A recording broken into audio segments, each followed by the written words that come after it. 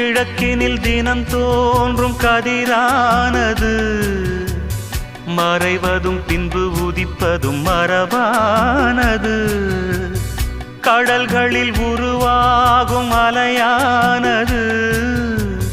விழுவதும் பின்பு எழுவதும் இயல்பானது நிலவினை நம்பி இரவுகள் இல்லை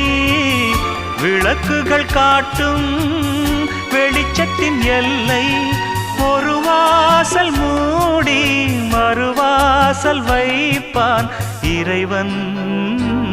நலம் வாழ என் நாளும்